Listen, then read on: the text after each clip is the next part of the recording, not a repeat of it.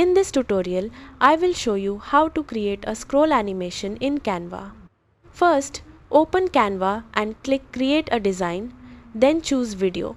This will open a blank video project where you can create your animation. Next, go to the text section and add a text box to your canvas. Place the text near the bottom of the screen and type the message you want to appear in the scroll animation. After that, duplicate the page several times so you have multiple pages in your project. These pages will act like animation frames. Now move to the second page and move the text slightly upward. On the third page, move the text a little higher again. Continue doing this on each page so the text gradually moves from the bottom toward the top.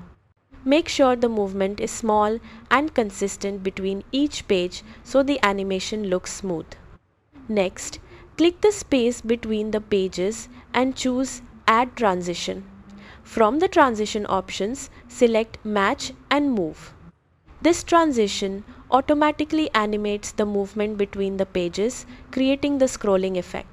You can also adjust the transition duration, such as setting it to around 1 to 1.5 seconds to control how fast the scroll animation moves.